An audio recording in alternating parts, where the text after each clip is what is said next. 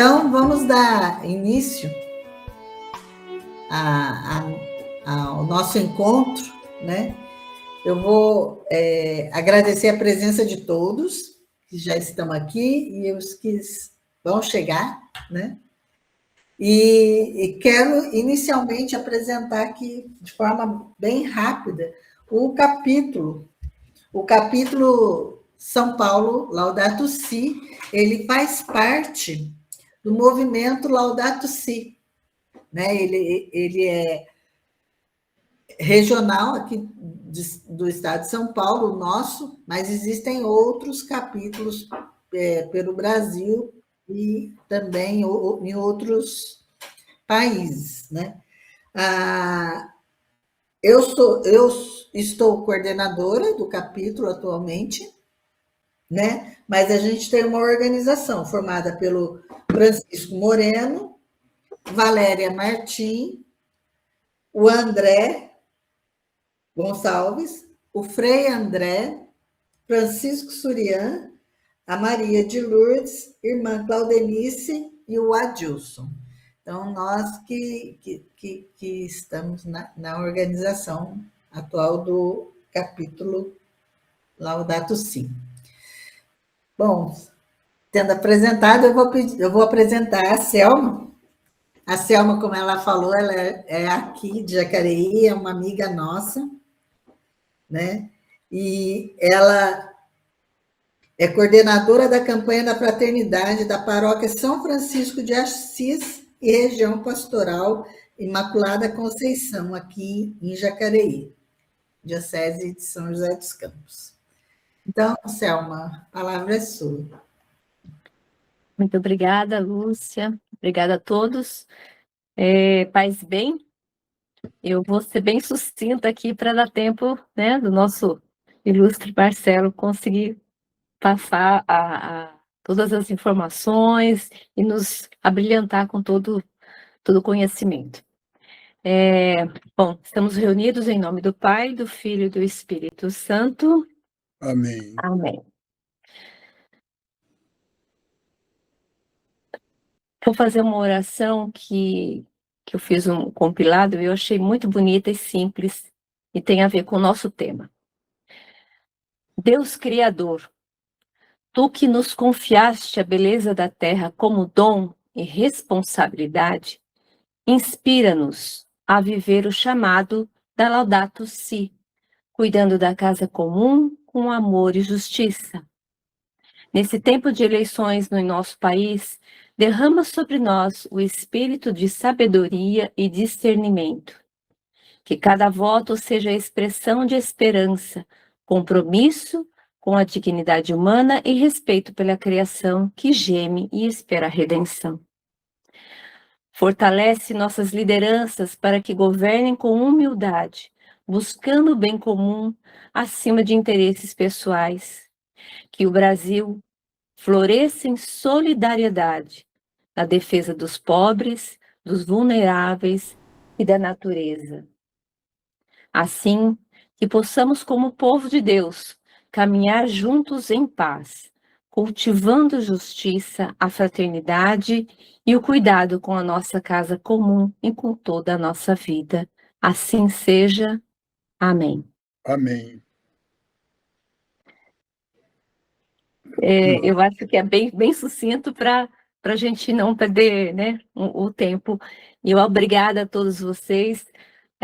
Aqui só para a gente fechar, a Paróquia São Francisco de Assis celebra, né, junto com todos os franciscanos, né, e a nossa paróquia é a única paróquia da diocese, né, que tem São Francisco como padroeiro. Depois tem alguns grupos, mas a paróquia é a única, né, da diocese. Então a gente fica muito feliz, e eu fico muito feliz em poder participar aqui com vocês. Passo a palavra, então, à Lúcia e ao Marcelo. Deus abençoe. Obrigada, Selma. Linda a oração. Muito obrigada. Vou apresentar, nem preciso de apresentação, mas eu vou apresentar o irmão Marcelo. Marcelo Barros, ele é monge, biblista e assessor da SEBS, e movimentos sociais. Escritor, né, e com mais de 60 publicações, né, em diversos idiomas. Então, muito obrigada, Marcelo, mais uma vez pela sua presença aqui. E eu vou avisar aqui, então, como que vai ser. O Marcelo vai fazer a provocação, né? E depois ele vai abrir a palavra. E assim a gente vai fazer. Ele vai ter que sair, porque ele tem um compromisso às 20h30. Então, a gente vai estar terminando entre 8h20 e 8h30, não é isso, Marcelo? É isso mesmo. Então, eu peço a gentileza, quem for fazer pergunta, que seja bem sucinto e direto, objetivo, para que outros tenham a oportunidade de fazer também, tá bom? Então, e assim, a gente vai fazer de 3 em 3, tá? Então, Marcelo, a palavra está com você. Muito obrigada. Muito obrigado, Lúcia. Uma alegria muito grande estar com esse grupo, com quem eu já tenho uma certa relação, né? Com alguns, pelo menos, já há alguns anos. Lúcia estava lembrando que há uns 4 anos atrás eu celebrei o aniversário de 30º ano, de 30 anos dela, né? do esposo, e no encontro presencial lá em São José dos Campos. Para mim foi uma alegria muito grande, um encontro muito bom, e eles foram quase como se fosse a presença de Jesus naquele encontro ali, né, com esse testemunho da unidade matrimonial deles. Eu acho que falar da Laudato Si, principalmente ligada a essa questão política, porque o tema, pelo que eu recebi, que vocês pediram, é as eleições e a Laudato Si. Né?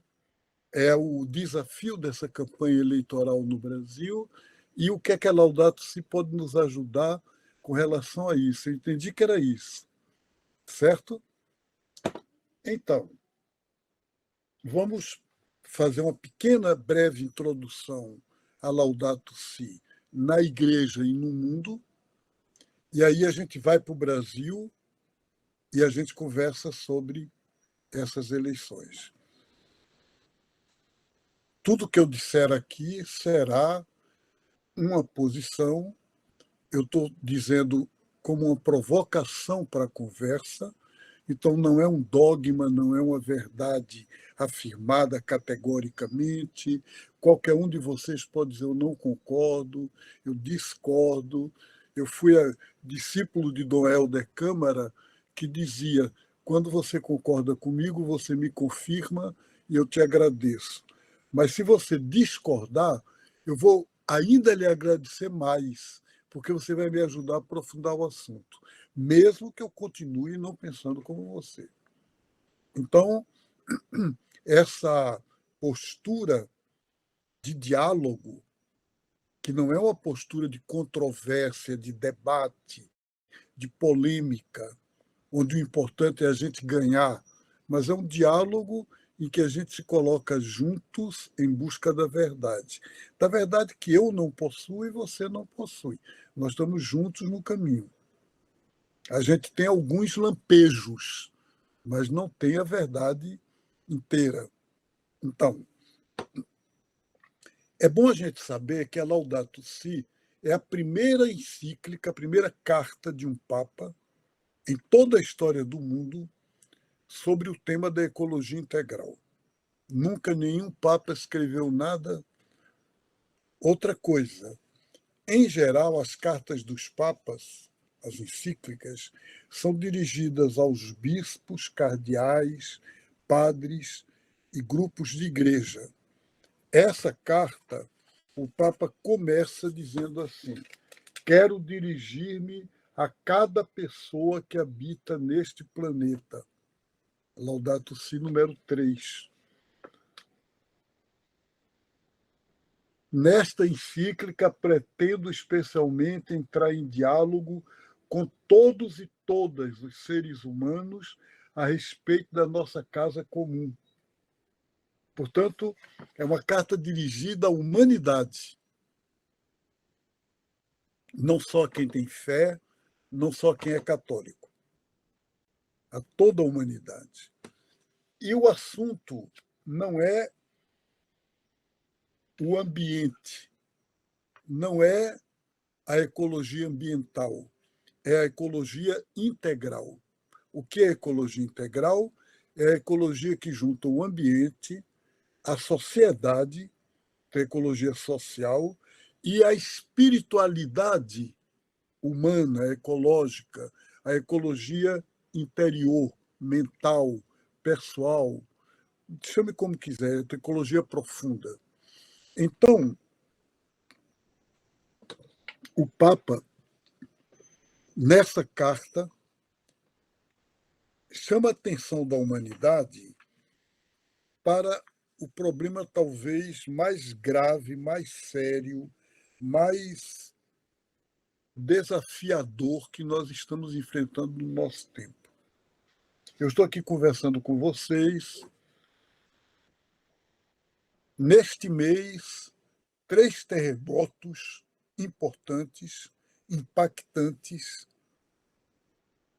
destruidores, um na Venezuela, outro na Colômbia, outro na Indonésia, mas sinais de terremotos em outros lugares do mundo. Uma seca devastadora no interior da África, inundações na Índia. E aí alguém me diz, mas Marcelo, isso sempre aconteceu. Inundações, secas, terremotos, nunca com essa frequência e nunca com essa intensidade. Aconteceu sempre, mas não tão frequentemente e nem tão fortemente. Telefonei hoje para um amigo em Verona, na Itália, e ele me disse aqui nós estamos a 43 graus de temperatura. Ninguém consegue andar na rua durante o dia. Ao mesmo tempo que quando bate onda de frio, vocês sabem como é. Então está tudo desordenado, tudo desorganizado. E qual é o desafio maior? É que isso é um projeto político, isso não é apenas um incidente. Isso não está acontecendo por conta, digamos, de um povo indígena que está fazendo alguma coisa que provoca isso. É claro que algumas espiritualidades ancestrais imaginam que pode ser um castigo de Deus pelos pecados do mundo, que pode ser porque as pessoas não rezaram ou não ofereceram algum bem, mas a gente sabe que não é isso. A gente sabe que o nosso Deus não castiga ninguém, é amor. A gente sabe que Deus jamais provocaria destruição da terra, que o dilúvio, que conta na Bíblia, é uma lenda, é um mito. E é um mito político. Ele está falando de como os impérios destroem os povos humanos. As águas da inundação são os exércitos. O Salmo 69 na Bíblia diz isso muito claro, como se fosse uma grande inundação, me atingiram e me cobriram de todo modo para morrer, os exércitos inimigos. O que o presidente Trump e o Império Americano fez agora há pouco na Venezuela, em janeiro, e está fazendo em Cuba, e ameaça o Canadá, Groenlândia e os outros países da América Latina. Então, isso é o dilúvio. E esse é o problema ecológico. O problema ecológico não é um problema simplesmente ambiental. Quem isola o problema ambiental dos outros está praticando jardinagem, mas não ecologia. A ecologia não pode nunca se desligar da discussão política e da questão econômica. E o Papa Francisco diz isso com uma clareza muito grande. O Império Americano, o Império Estadunidense, tem um organismo de vigilância, de espionagem muito profundo. E 15 dias antes do Papa Francisco publicar a Laudato Si, ele publicou a Laudato Si no dia 24 de maio de 2015. No dia 7 ou 8 de maio, ele recebeu no Vaticano a visita do irmão do presidente dos Estados Unidos, Bush, governador do Texas na época, com assessores. E o que é que esse homem queria com o Papa Francisco? Ele veio com um pedido do presidente dos Estados Unidos para não publicar a encíclica. E quando o Papa perguntava por quê, eles diziam porque nós sentimos que ela não está madura. O senhor provoca um assunto muito sério, mas tem os dois lados.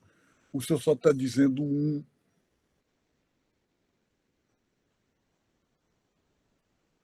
O que é que isso significa para nós?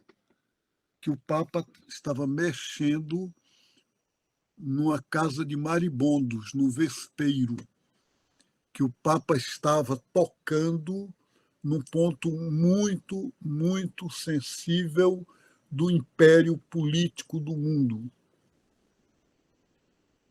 Por quê? Porque a política imperial é a política da dominação a partir do econômico. E o econômico do capitalismo neoliberal faz de tudo mercadoria. A terra, quanto custa esse terreno? É só preço.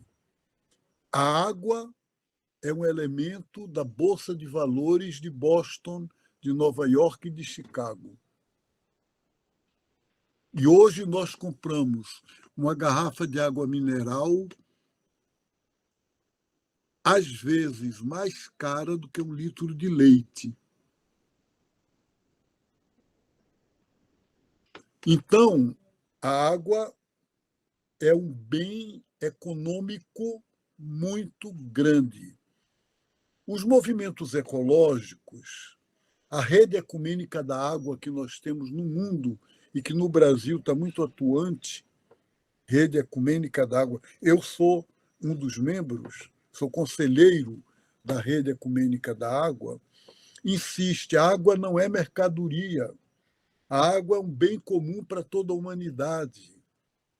A água não pode ser vendida. Eu compro na minha casa, aqui onde eu estou, o serviço que traz a água encanada. Eu pago o serviço. Eu pago o serviço para a água ser potável. Mas eu não pago água. A água é um bem comum. Mas essa mentalidade é a minha. A do capitalismo é água é mercadoria. A Coca-Cola comprou toda a água do município de São Lourenço, em Minas Gerais. A água do município pertence à Coca-Cola. O que significa isso? Significa que se eu preciso, nós todos, alguém de nós vive sem água? Alguém de nós pode viver sem água? Então, se ele está comprando água, ele está comprando minha vida. É como eu digo, que ele compre o serviço que ele faz para a água chegar na nossa casa, o serviço que ele faz para a água ser potável, possível de ser bebida, tudo bem. Não, compra a água. Então, a encíclica Laudato Si, ela puxa esse problema, ela provoca esse debate. Eu estou tocando aqui na água, mas podia tocar na questão dos oceanos, que estão todos poluídos, do espaço, do ar que a gente respira, da comida que a gente come. Por que é que tanta gente com câncer? Por que tanta gente... quando eu era menino, jovem, eu não conheci tanta gente com rejeição à lactose, com rejeição a glúten. E hoje é em cada casa, cada família. Se for ver na minha família, devo ter irmãs, cunhados com problemas nessa linha, por causa da poluição dos alimentos, da contaminação dos produtos tóxicos, dos venenos agrícolas. Então, os problemas são muitos. Não se pode separar ecologia, economia e política. Imagine, por exemplo, aqui no Brasil, toda a discussão sobre a preservação da Amazônia. Sem a floresta amazônica, não tem o que chama-se rios voadores. Sem os rios voadores, o centro-oeste, o sertão do Nordeste não tem mais chuva. O que é que significa para a vida humana? Para a vida de todo o povo? Então, mas como é que agem os latifundiários, a elite que ganha com isso? Quando chegar lá, nós resolvemos. Por enquanto, vamos continuar explorando. E aí, gente, qual o mundo que nós vamos dar aos nossos filhos e nossos netos? Qual vai ser a vida que vocês vão garantir de saúde, de sanidade para a geração dos filhos e dos netos de vocês? Então, o Papa Francisco, ele está alertando sobre isso. Ele está dizendo, entre todas as crises humanas, a crise ecológica é a mais grave, a mais urgente, a mais difícil e desafiadora. E aí ele organizou a Laudato Si em 3 partes, que é aquilo que a gente tem o costume na América Latina de fazer: ver, julgar e agir. Ver quer dizer olhar a realidade. Como é que estamos? Discernir, depois o julgar, né? É aprofundar o assunto. É por que é assim? E o agir é o que é que a gente pode fazer. Então, são as 3 partes da encíclica. E como o meu assunto aqui é principalmente a questão política, eu lembro a vocês que esse assunto está principalmente no capítulo 5. E se alguém puder, depois dessa live, com calma, ler o capítulo 5, vai ver, primeiro, o diálogo sobre o meio ambiente na política internacional. Depois, vai ver, nos outros números, para novas políticas nacionais e locais. E, finalmente, o Papa pede política e economia em diálogo para a plenitude humana. Esses são os temas. Então, gente, para não fazer conferência, eu disse que eu ia só provocar. Como nós estamos no Brasil? Se a gente vai fazer o ver, julgar e agir. No Brasil, nós estamos numa situação muito pesada. O Brasil tem mais de 12% de toda a água doce do planeta Terra. Mas não tem mais nenhum rio que não esteja seriamente poluído. Todos os grandes rios brasileiros e os pequenos estão contaminados. E quando é poluição de esgoto humano, hoje a humanidade já tem como tratar isso de uma maneira que reusa. Há muitos shopping centers que a água que eu pego na torneira para lavar as mãos é a água que estava no esgoto há algum tempo atrás e já foi refeita. Então, eles têm como refazer isso. Mas a água que passa por mercúrio das mineradoras, detritos em Minas Gerais das mineradoras do ferro que é tirado para exportação, essa água não basta você colocar numa máquina que depure. A contaminação de mercúrio, de óxido de ferro, de chumbo na água entra de uma maneira venenosa no ser humano e nos animais. Digamos que você compre água em casa. Os povos indígenas vão comprar água para beber ou vão beber água do rio? E os animais? Os animais, inclusive, que você come, vão beber qual água? Então, a situação brasileira com relação à água, com relação à preservação da floresta, o governo Lula, nesse último governo, e a ministra Marina Silva conseguiram reduzir as queimadas na Amazônia, parece que em menos de 40%. Ainda tem, mas em relação ao que era antes de 2023, houve um progresso imenso. Mas, assim mesmo,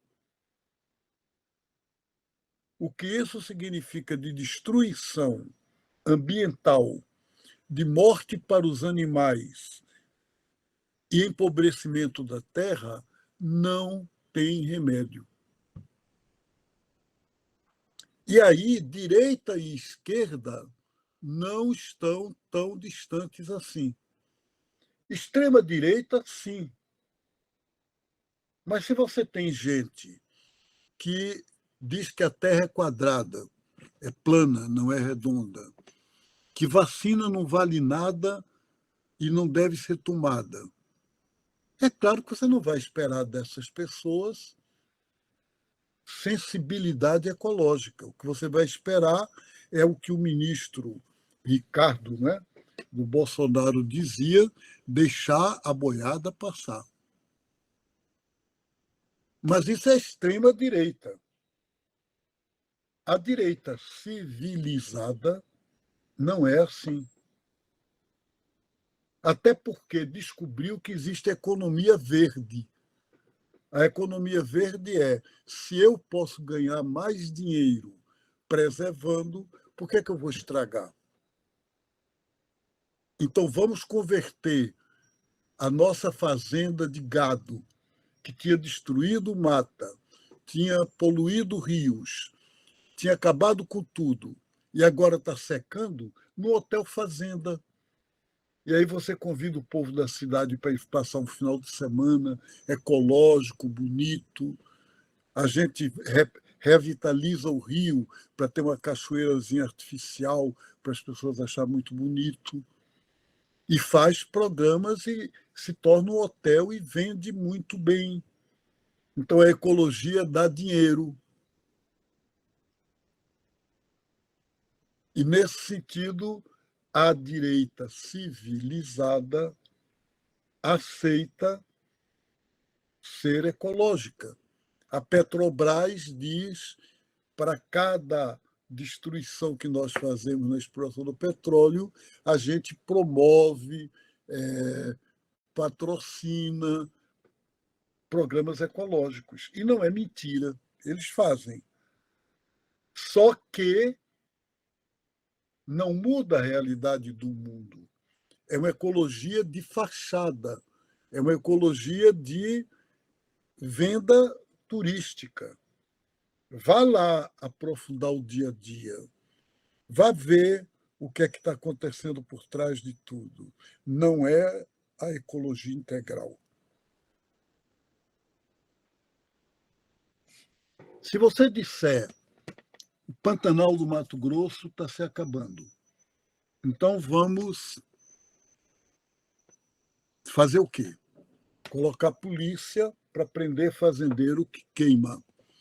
Colocar polícia para prender gente que entra no rio de barco de noite para matar jacaré, para vender a pele, o couro. Mas tem os povos indígenas, tem os lavradores e pessoal de periferia. Nas ilhas do Pantanal, quase só tem jacaré para comer, para eles. A pesca é proibida e você é preso se for encontrado pescando na época da desova, que é meses, não é uma semana. Aí o que você faz? Pesca jacaré escondido. Aí o guarda atira. Eu, Marcelo, você que está me assistindo, você está a favor de quem? Do guarda que está salvando a natureza, mas atirando num pobre, ou no pobre que para comer precisa de matar jacaré? É claro que se eu disser do pobre que está matando jacaré, o jacaré vai se acabar, está em extinção, e amanhã ele não vai ter mais jacaré para matar. Então significa que não é a solução nem de um lado nem do outro. Entende o que eu estou dizendo? A solução não é pelo capitalismo. Numa sociedade injusta, não é possível ecologia. Num capitalismo que só visa lucro, a ecologia é mentira. A ecologia é só fachada. A ecologia é só publicidade para ganhar mais dinheiro. Para ver verdadeira ecologia, é preciso uma coisa chamada espiritualidade ecológica. Espiritualidade religiosa ou não. O que é espiritualidade? É o cuidado com a natureza, o cuidado de amor, e a Laudato Si pede isso. Então, a realidade brasileira é essa. E aí, como é que se situa direita e esquerda? A direita é predadora por natureza, porque quer só o lucro. O lucro e o lucro dele, não do país, não do povo brasileiro. O governo Lula e, digamos, uma esquerda mais centro do que esquerda é a favor da exploração de petróleo na Amazônia. Aprovou isso. É a favor de que o Brasil continue consumindo venenos que a Europa proibiu, agrotóxicos que fazem mal à saúde humana. Mas não tem como proibir. O governo está na mão do Congresso, o Congresso é majoritariamente de latifundiários, grandes proprietários de terra, e eles querem os agrotóxicos. E o governo assina, o governo do Lula, o governo dito popular, não é o governo do Bolsonaro, assina a favor, contra a ministra Marina, a favor dos agrotóxicos, a favor da exploração de petróleo na Amazônia. Então, gente, a pergunta de vocês, o que fazer para essa eleição agora, para essa campanha eleitoral? Claro que não sou eu que vou dar a receita. Não sou eu que vou dizer, faça assim, faça assim, faça assim. Mas eu posso dizer para vocês o que é que os movimentos ecológicos, o que é que as comunidades eclesiais de base, o que é que a sociedade consciente, o MST, por exemplo, o Movimento Sem Terra, está propondo. Isso eu posso dizer. Está propondo nos debates provocar a discussão ecológica. Nos candidatos, se um candidato vem para mim e diz, Marcelo, você é um formador de opinião, e eu queria... Ontem eu tive esse pedido. Você poderia, eu sou um cara de comunidade eclesial de base, eu estou me candidatando para deputado estadual, você poderia fazer um vídeo de 2 minutos, 3 minutos, dizendo quem eu sou, o que é que eu quero, e que o povo pode votar em mim que não será explorado? Aí é minha obrigação eu dizer qual é o seu compromisso com a preservação do rio que corre aqui no Recife e está totalmente destruído, o Capibaribe. O que é que você pensa como deputado estadual trabalhar para isso? Eu vou propor um novo... Você pode assinar aqui. Eu trouxe um documento de compromisso. Se você se comprometer, conte com o meu voto. Se você não se comprometer, eu vou procurar alguém que se comprometa. Mas assinado. Não compromisso de boca e depois diz, olha, a situação mudou, eu pensei que era possível e tal. Que é o que todos, ou quase todos, têm a tendência de fazer. Então, gente, colocar o problema ecológico na discussão. Porque, por exemplo, domingo próximo vai ter na Band o primeiro debate dos presidenciáveis. Me disseram que o Lula não vai participar. Eu acho que ele tem razão. Porque não vai se discutir programas. O Flávio Bolsonaro não tem nenhum programa de governo.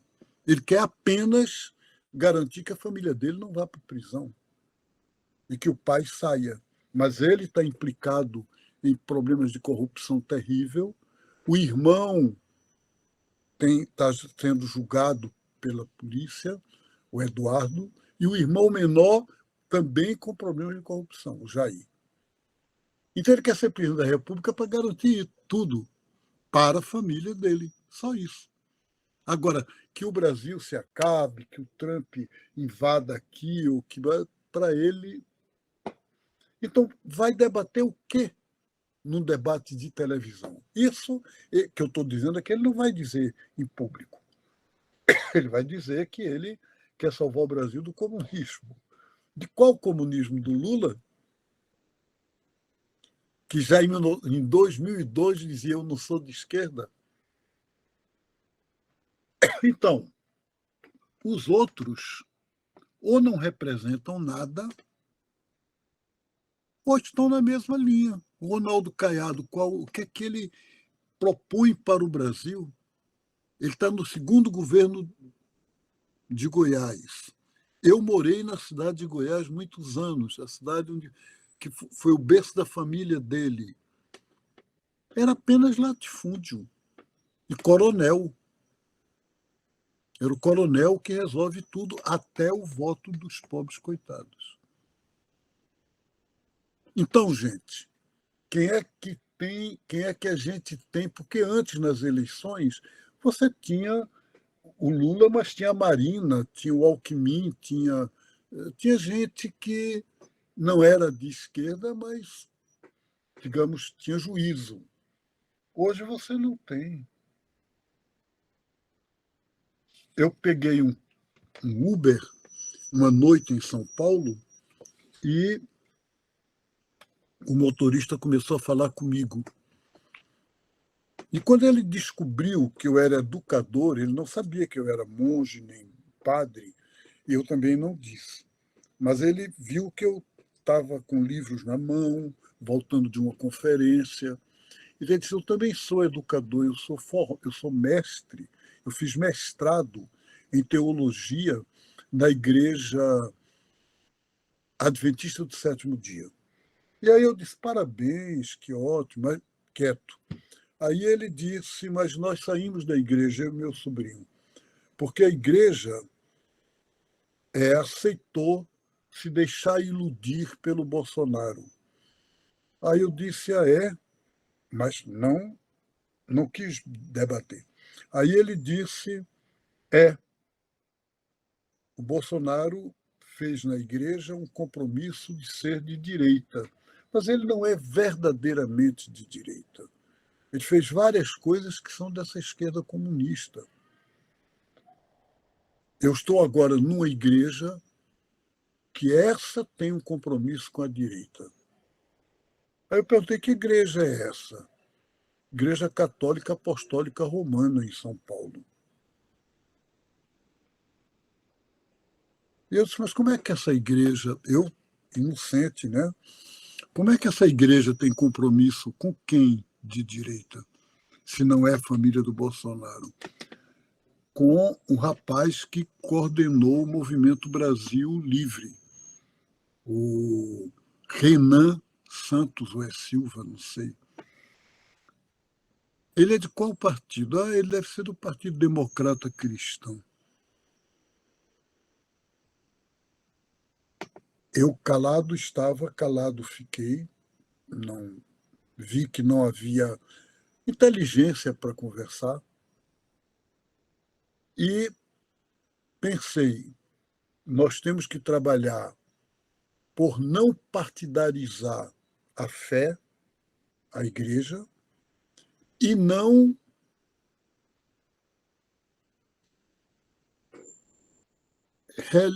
fazer religião, confessionalismo na política. O cara não pode se apresentar como um partido católico. Não existe partido católico. Deus não pode ser usado para isso. Nem para a direita, nem para a esquerda. Eu fui contra quando fui convidado para o encontro dos católicos do PT. Eu não vou para encontro de católicos do PT.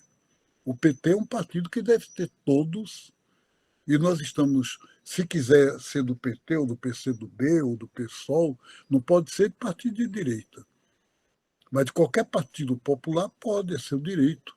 Agora, não como católico, como cidadão. E é como cidadão que você vive sua fé católica, ou sua fé protestante, ou sua fé espírita. Então, esse é o certo. E é isso que o Papa Francisco diz na Laudato Si. Então, gente, como é que a gente vai atuar para as eleições próximas? Primeiro, puxando o debate ecológico para dentro do debate político, comprometendo os candidatos por escrito, e não só de palavra, e concreto. Mas nós também, eu e vocês, desempenhando um papel de política de educação nas bases. Eu não acredito na expressão que o Gessé de Souza usa, gosto muito dele, mas não aceito essa expressão, pobre de direita. Não existe pobre de direita. Existe pobre alienado, pobre oprimido, pobre que não vê as coisas. A empregada daqui da minha casa, da minha irmã Penha, dizia, eu não voto no PT porque o padre da minha paróquia disse que votar no PT é pecado. Ela é de direita? Quem é de direita é o padre, que é de classe média. Ela é uma pobre coitada oprimida por ele. Oprimida moralmente, oprimida espiritualmente, oprimida culturalmente. O padre é que é de direita. Então, não existe pobre de direita, Mas se a direita está fazendo esse papel nas periferias, nas igrejas pentecostais, é muito importante, é fundamental que a gente faça um contra-trabalho, que a gente faça um contra... Dizer, não, gente, Deus, se ele é amor, não pode ser de direita. Deus é amor, não pode ser homofóbico, não pode ser machista. O Frei Gilson junta 2 milhões de pessoas para rezar terço de madrugada. E ele se considera mais católico do que eu. Mas ele diz que mulher tem que submeter-se ao homem, porque está escrito na Bíblia. Paulo diz que a mulher submeta-se ao marido e pronto. E quem não fizer isso não é católico. Então, é papel meu dizer isso não é o modo correto de interpretar o texto de Paulo. Ele tinha uma cultura patriarcal, ele pensava de modo patriarcal, mas essa afirmação dele não pode ser entendida desse modo, não pode ter como consequência dizer hoje para as mulheres ser submissas ao marido, porque São Paulo mandou na carta aos Coríntios. Esse trabalho é nosso, não é o político que vai fazer, não é Lula que vai dizer isso. Somos nós, é eu e vocês. Certo, gente? Vamos conversar então?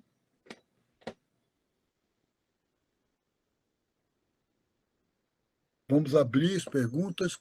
Já eu falei mais do que devia, né? Muito obrigada, Marcelo. Suas provocações foram muito pertinentes.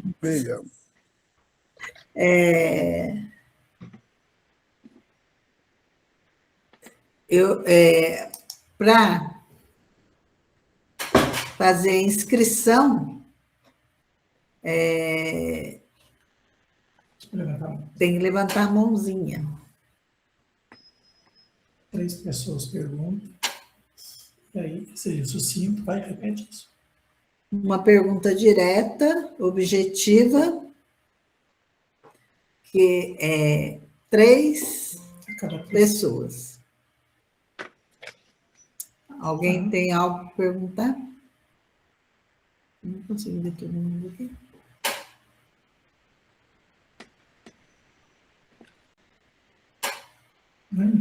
O Marco está aí. Tá. Isso. Eu sei que todo mundo quer falar, mas podemos fazer Ana? por ordem. Ana B., pode falar. Boa noite a todos, todas. Obrigada, Marcelo. Eu gosto, politicamente, eu tendo a ser, e eu tenho usado a expressão progressista e não de esquerda, porque eu acho que está mais dentro da doutrina social da igreja. Porém, pensando que Jesus disse que todos sejam um, dá para a gente fazer coisa boa com quem tem um pensamento diferente do nosso? Na verdade, é como? Porque Jesus disse que todos, e todos são as pessoas que pensam não tão progressistamente. Enfim, queria saber se você tem uma experiência ou uma dica de como fazer isso. Obrigada, Ana. Maria Cristina?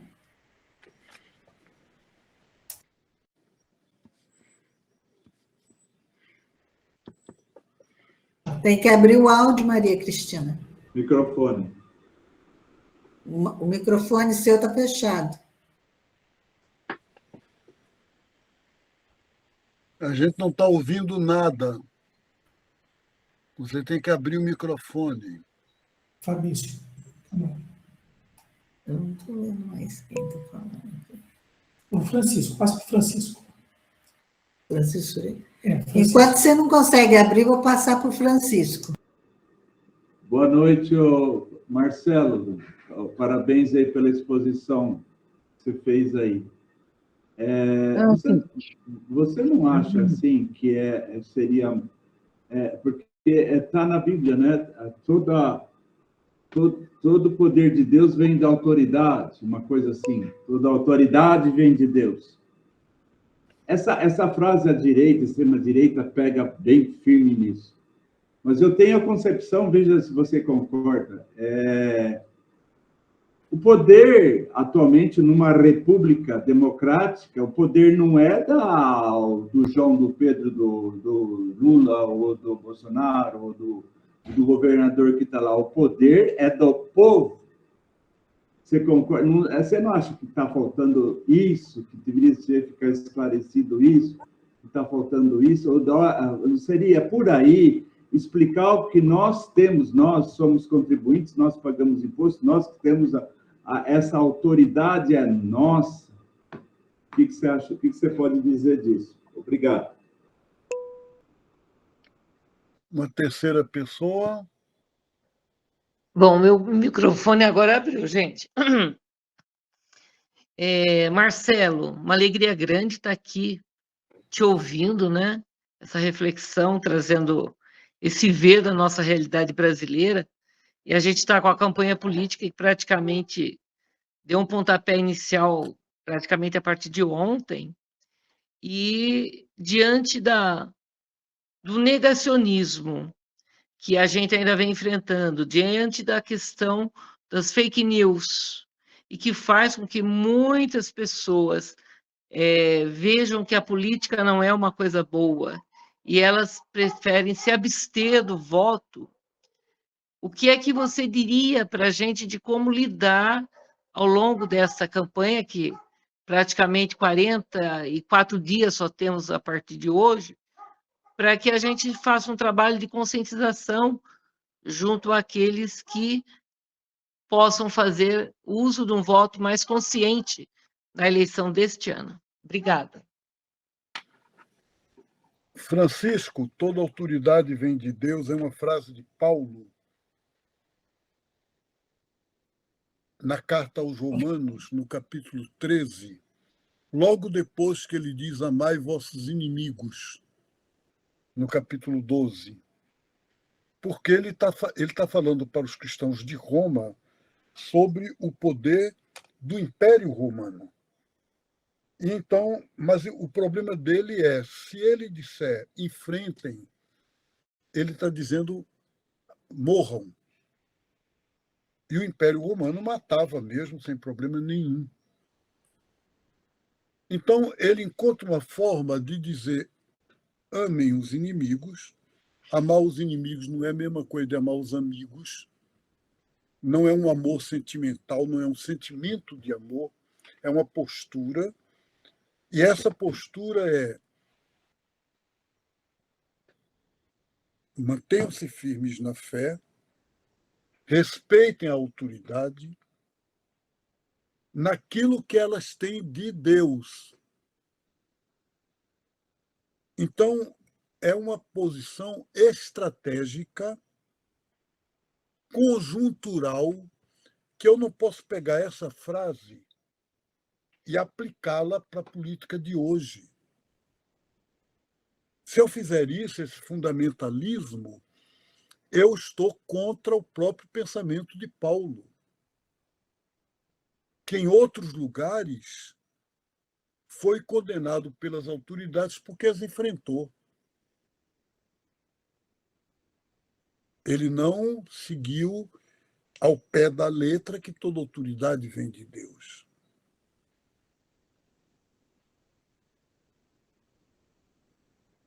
Ele está dizendo uma coisa que Jesus disse, conforme o Evangelho de João, na paixão. Quando Pilatos disse a ele: você é rei? A pergunta de Jesus foi: você está dizendo isso de você mesmo ou foram outros que te disseram de mim que eu sou rei? E Pilatos disse: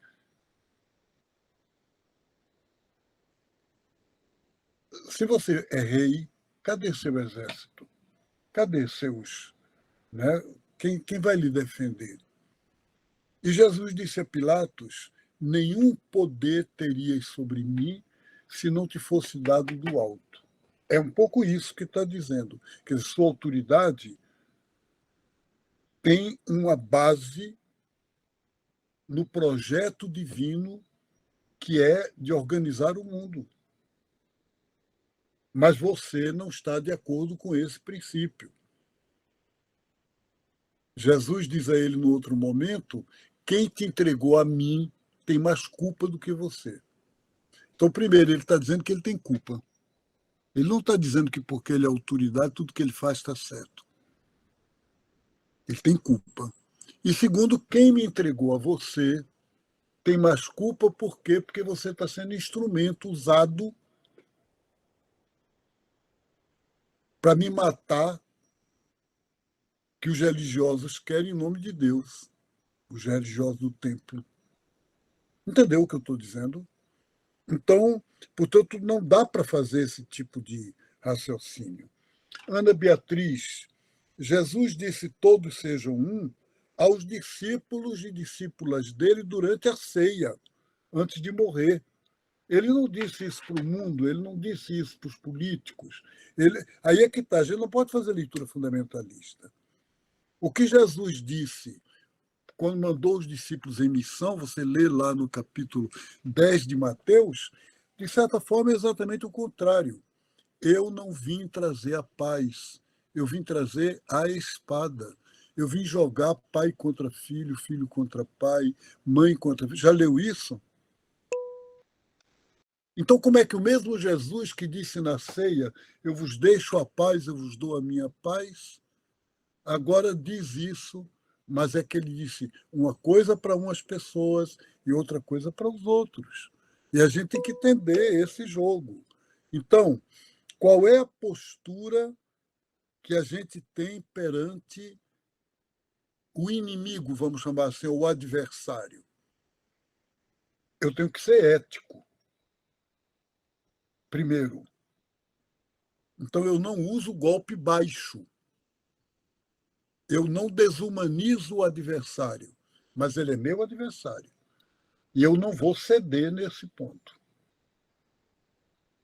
E se Jesus diz ame os inimigos, é ame os inimigos como inimigo, não como amigo. É assumindo que é inimigo. E é claro, fica a pergunta, como é que eu posso amar o inimigo como inimigo? O pastor Henrique Vieira, que vocês conhecem, que é um político bom do Rio de Janeiro, do PSOL, diz: eu amo o inimigo lutando para que ele não continue fazendo a opressão que ele faz.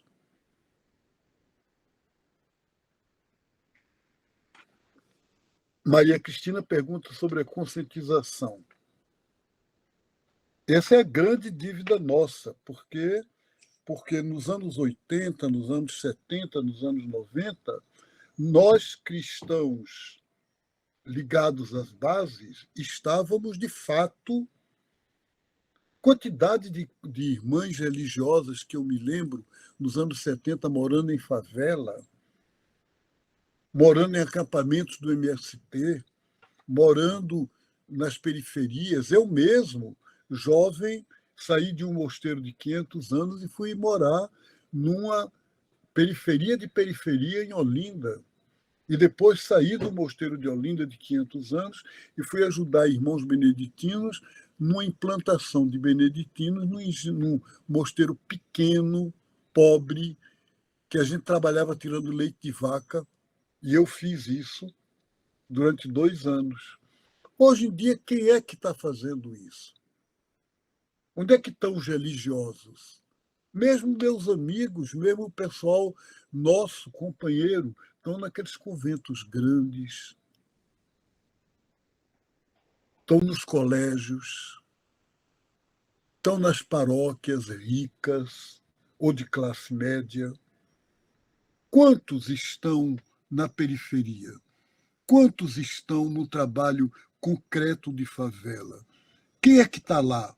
O que é que você vê quando chega, por exemplo, eu fui no Morro Santa Marta, no Rio. Não sei quantas igrejas pentecostais, mas eu não vi nenhuma igreja católica. Na época que eu fui, hoje já deve ter. Então, muitas vezes é isso que está ocorrendo. Então, a presença da gente nas bases. Claro, por exemplo, hoje eu estou numa idade que eu não tinha quando eu fiz isso, de morar numa periferia. Eu estou com 81.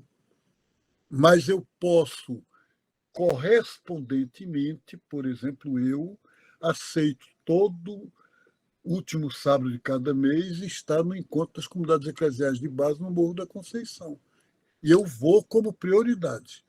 Se vocês me convidarem, como o Marco me convidou ontem para estar em São José dos Campos, nesse final de semana, eu fui porque não era o último do mês. Se fosse o último do mês, eu ia dizer, desculpe, mas eu tenho encontros com comunidades eclesiais de base que eu não posso ir.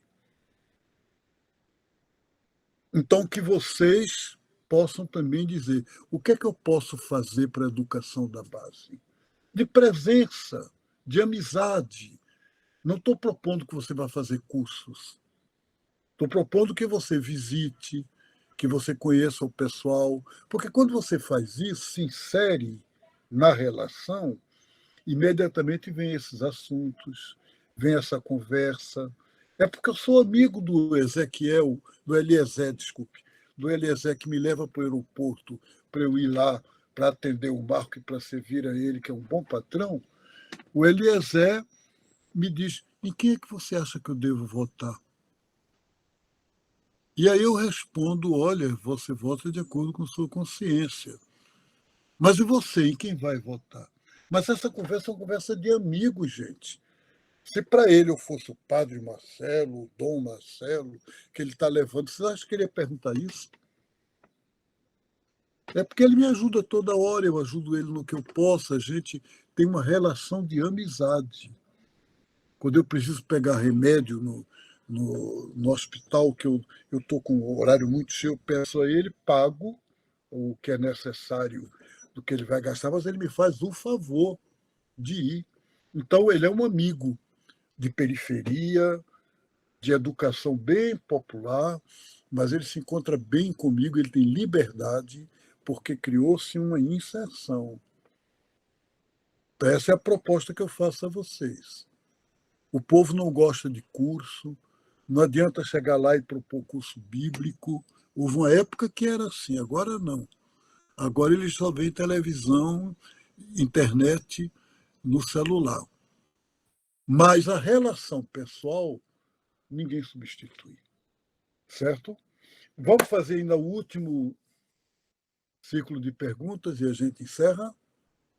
Ok. Alessandro, bem curtinho e objetivo, por favor. Tem que abrir o áudio.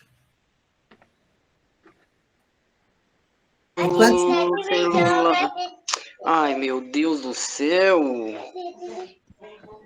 Alô, oi, Pode oi, falar, agora, Alessandro. agora destravou. Então, é bem rapidinho, né? Eu teria até uma observação bem mais ampla e profunda, mas o tempo é limitado, eu sei. Eu entrei um pouquinho atrasado aqui, tive um probleminha no meu sinal. Mas o que eu gostaria de deixar para o Frei é um comentário e também depois ele pode comentar em cima, né?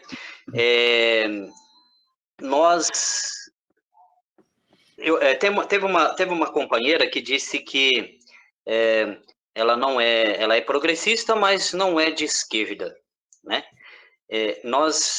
Na nossa caminhada de fé, a dimensão política ela está presente em nós porque nós somos políticos por natureza. Já dizia São Tomás de Aquino, Aristóteles, né?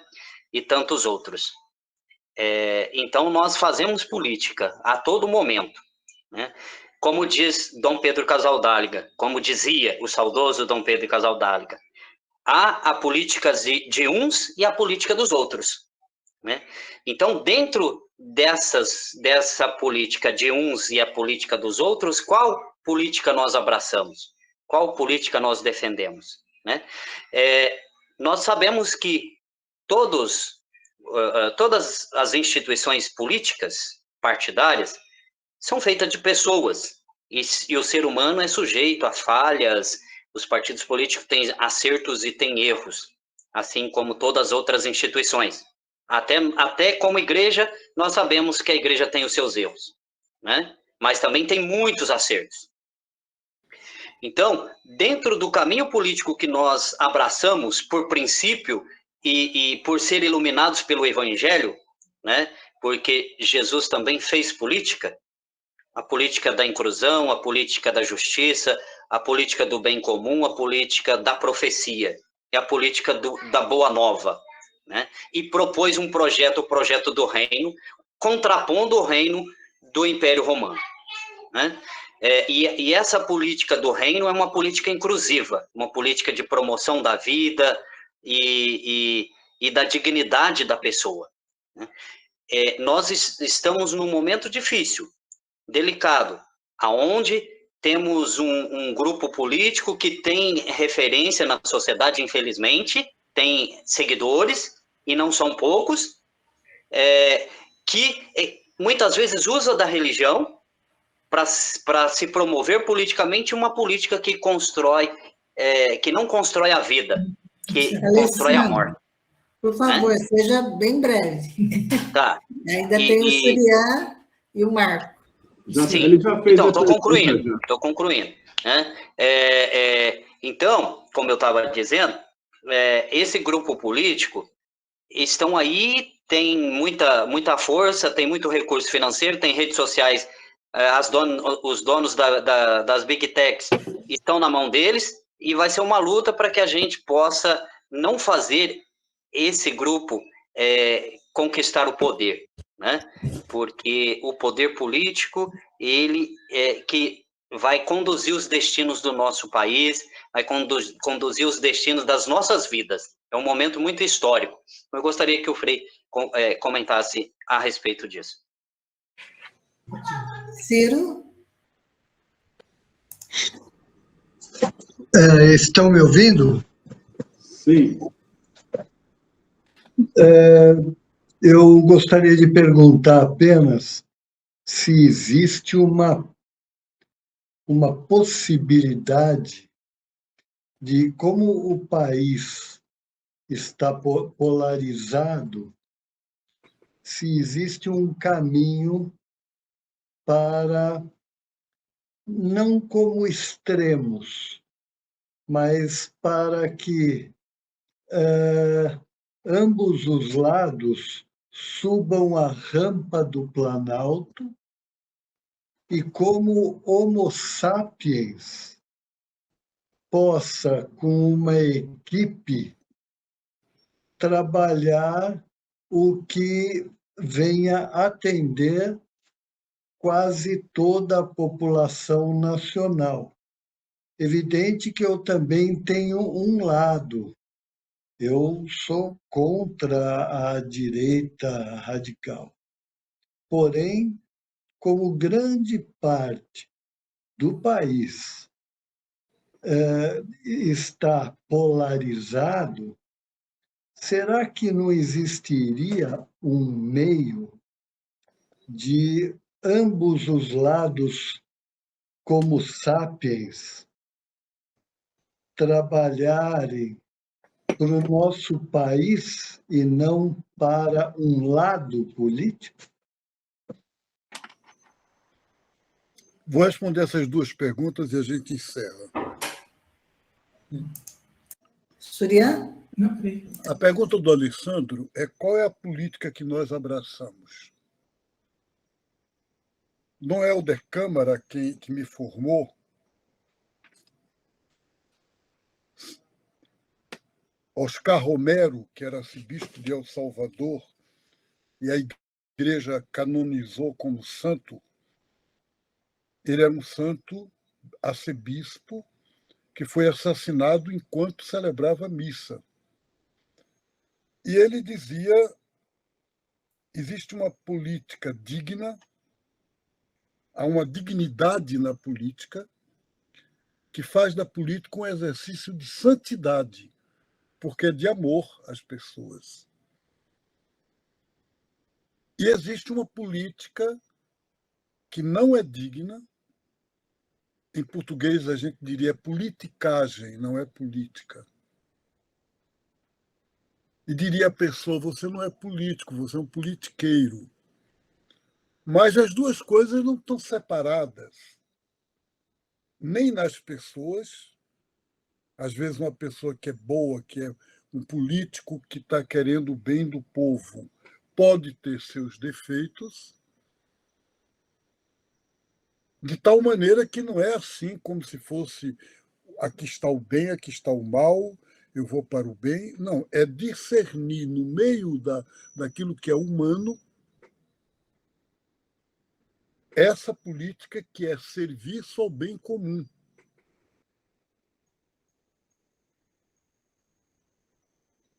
Os povos indígenas estão chamando bem viver. Nós somos todos e todas cristãos, que são cristãos. Quem é cristão é discípulo de um prisioneiro político. Significa Jesus foi preso pelo Império Romano, por Pôncio Pilatos, a serviço dos religiosos do templo, mas porque os religiosos do templo estavam envolvidos na política. Cobrança de impostos. Cobrança de imposto não é um assunto religioso. De quem é essa efígie, essa imagem? É de César. Então, deem a César o que é de César, quer dizer, deem a imagem para ele, e a Deus o que é de Deus. O que é de Deus é a vida. Se Jesus propôs o reino de Deus, como é que ficava o César? Ele já teve problema desde que nasceu, porque quando os magos perguntaram onde nasceu o rei dos judeus, Herodes perguntou aos professores da Bíblia onde é que devia nascer o Messias para mandar matá-lo, não foi para adorar. E por que Herodes mandou matar? Porque Herodes compreendeu que tinha uma dimensão política que ele não aceitava. Ia ameaçar o poder dele. Então, nesse sentido, existe uma política que é digna, que é ética, que é santa. Santa no sentido de que provoca amor ao próximo, que é o Evangelho de Jesus. O Ciro diz que há uma polarização, e está claro que há. Agora, quando ele fala assim, fica parecendo que a direita faz a polarização e a esquerda também. Essa questão de direita e esquerda, gente, é um resquício de uma linguagem da sociedade inglesa do século XVIII, em que na Câmara dos Lordes da Inglaterra o pessoal que era a favor do povo se sentava à esquerda e o pessoal que era contra o povo e queria manter os seus privilégios de nobre sentava-se na direita. E aí criou-se essa lenda direita e esquerda. Eu conheço e tive experiência de vida de lidar com pessoas que se diziam ou que estavam ligados mais a partidos que seriam de direita, que eram pessoas muito corretas, muito boas, muito dignas. Embora eu pudesse não estar de acordo com todas as suas ideias. E conheci gente, companheiro nosso, de partidos que podiam se dizer de esquerda e com a qual eu não concordo com muita atitude. Então, a divisão não está em direita e esquerda. E quem está fazendo a polarização, sim, é a extrema-direita, isso sim. Em cada coisa, em cada momento, quando o Bolsonaro era presidente, o problema é que ele não dizia uma palavra que não fosse para instigar ódio. Ele não sabia dizer assim. O Bolsonaro perguntar uma coisa, ele não sabia responder de uma maneira ordeira, dizer eu penso assim, eu sou contra isso, eu sou a favor. Não, era sempre uma palavra de instigação de ódio, de violência. Então, e isso pega, isso cria uma cultura, e essa cultura existe. Pessoalmente, eu acho, quando o Ciro pergunta como atuar diante disso?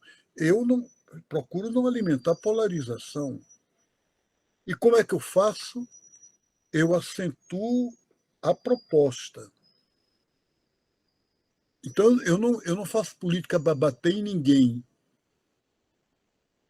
Eu faço política para dizer a proposta de Deus, de justiça, por exemplo, de espiritualidade ecológica, que é o que a gente quis aqui estudando a Laudato Si. Ela, hoje em dia, é definida e é defendida melhor pela proposta política que as pessoas aí dizem que é de esquerda do que pela direita. Como é que eu sei que você é de direita ou de esquerda se for usar essa expressão? Se você tiver sensibilidade social, as pessoas dizem que você é de esquerda.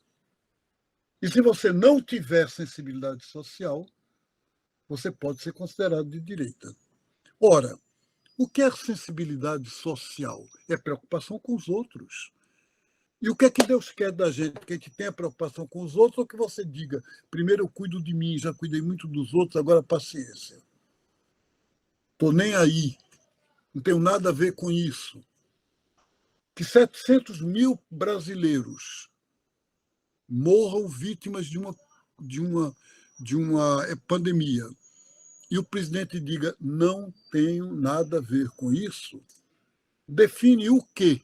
Polarização? Não. Define desumanidade. Que os povos indígenas, em janeiro de 2023, quando o governo acabou e o novo governo começou, as imagens que a gente viu, pessoas que eu conheço que foram visitar os Yanomami no norte do país, elas voltaram chorando da situação que estava. Por quê? Porque o governo dizia, passe a boiada, vamos defender o latifúndio, povos indígenas têm que se transformar em brasileiros e morar nas cidades e aceitar ser escravo da gente. O Bolsonaro deu uma entrevista dizendo que índio come gente na televisão. Então, nesse sentido, há uma dimensão falsa na tal polarização. Se eu chegar para você e disser, aqui tem um cara que está dizendo que seus filhos não prestam e não merecem ser respeitados. E tem uma pessoa aqui que está dizendo que seus filhos são muito bons, são pessoas humanas, e mesmo que tenham defeitos, a gente defende. Você vai dizer, eu vou ficar no meio, não quero entrar em polarização. Vai? De jeito nenhum. Quer dizer, se você passar na rua e ver um cara roubando o outro, R$100, e você intermediar e dizer, não roube não, e ele disser, não, mas eu... E aí você diz, bom, vamos fazer justiça, dê 50 para um, 50 para o outro. Não pode ser assim. A gente é a favor da partilha, da repartição, mas não desse modo. Quer dizer, se um está roubando, o outro tem direito, sim, àquilo que é seu. Então, você compreendeu? Quer dizer, há uma coisa que é justiça, e essa coisa que é justiça, ela é primordial e fundamental e passa acima de tudo. E esse é o debate brasileiro hoje. O Brasil é, no mundo, o terceiro país em desigualdade social. Veja hoje na televisão ou nos jornais a declaração de renda dos candidatos a presidente da República. E aí você já vê tudo. Gente, muito obrigado pela acolhida, muito obrigado por essa conversa, que podia ir a noite toda, né? A gente tem assunto para conversar sem parar. Fundamental mesmo, é a gente poder... O Dom Pedro Casaldáliga dizia, na dúvida, fique do lado dos pobres. Eu queria deixar isso aqui como último ponto. Na dúvida, fique do lado dos pobres. Grande abraço, Deus abençoe a vocês. Até qualquer ocasião. Muito obrigada, Marcelo, pela sua presença, pela sua palavra, pela sua sabedoria compartilhada aqui com a gente. Muito obrigada. Paz e bem. Até logo. Até mais. Obrigada, gente, pela presença de todos aqui. Uma boa noite para vocês. E o nosso próximo encontro será em setembro, né? Dia 21, sobre o tempo da criação. E só temos um projeto. Dia da árvore, hein? Dia da árvore. Dia da árvore, quando começa a primavera. A árvore é uma criação. Nossa. Boa noite a todos. Aí. Boa noite. Muito obrigada, Lúcia. Obrigada a vocês todos. Boa noite, pessoal. Boa noite. Boa noite É a isso aí, todos e gente. Vamos todas. fazer a nossa parte.